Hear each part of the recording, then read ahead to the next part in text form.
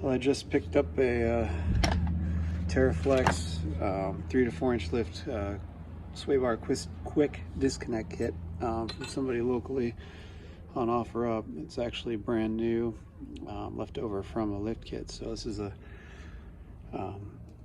unused quick disconnect. I've had these before. They're pretty good. They're usually about 150 bucks. Got it for 100 bucks, so couldn't pass the deal up. And I don't have a disconnect right now, which is something I wanted to have. So install this. You're gonna need a 6mm Allen to tighten down the top of the link, and several standard wrenches. I'll figure out the size as I go, but we're gonna go ahead and disconnect the stock Swaybar and link and get working on installing this kit.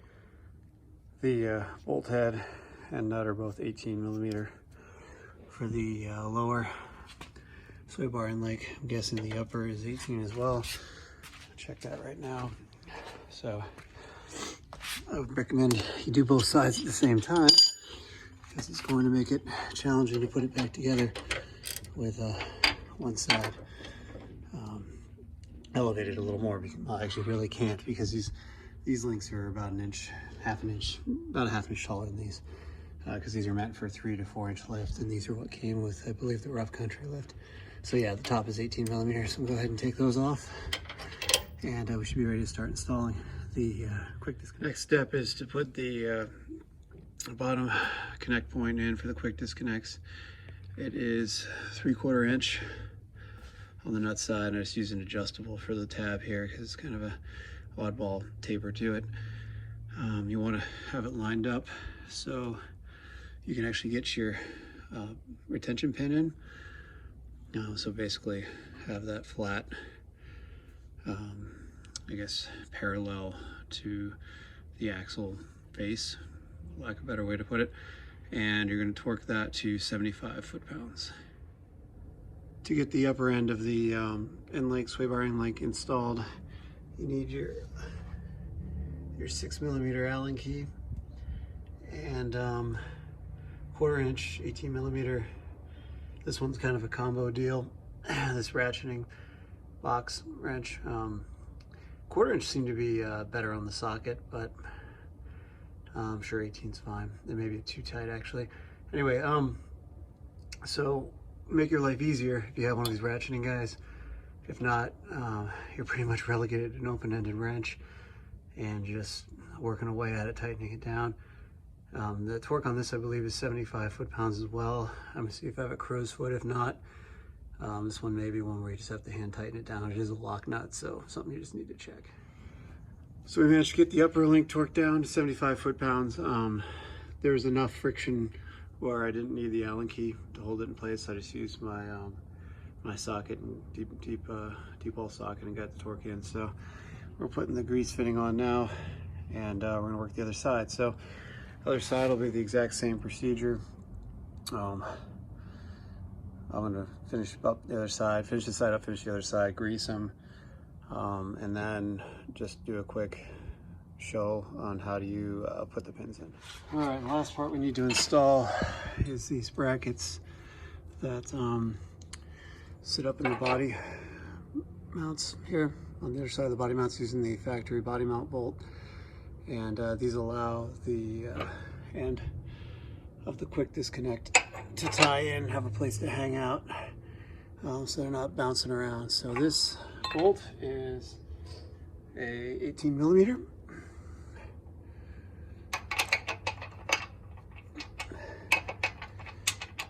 Maybe need to get a, probably gonna want a deep wall socket for that. We're gonna go ahead and pull it out and install this little bracket. Mine came with this little pin pre-installed.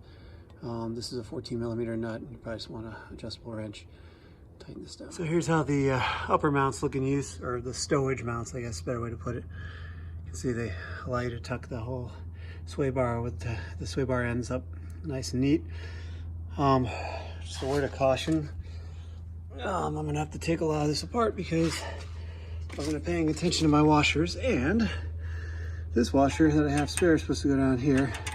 This little washer's for up in the end link. So I'm gonna take everything apart and do it proper.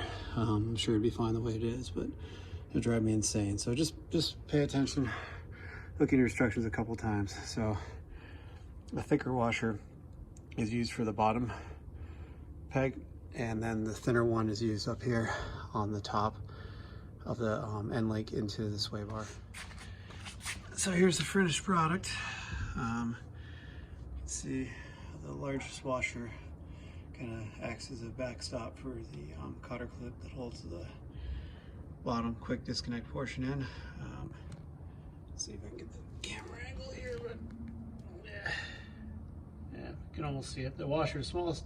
The second small washer goes under the nut on the upper portion of the link.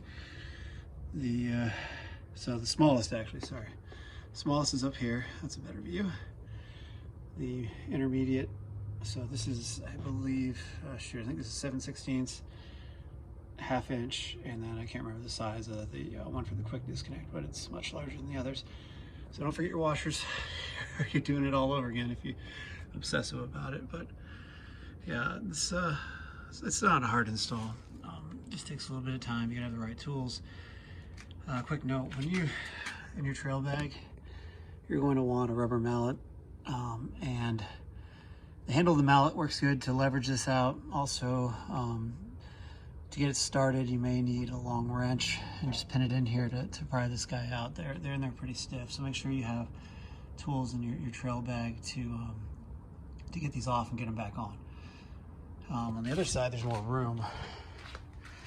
So over here, you can use your rubber mallet and kind of knock this guy back in. But on the passenger side, you need to pry it against something. And yeah, it's not too bad. These come in real handy when you're off-roading, obviously. There's adjustable ones out there and everything, but for $150, these are pretty decent. So, hope it helps.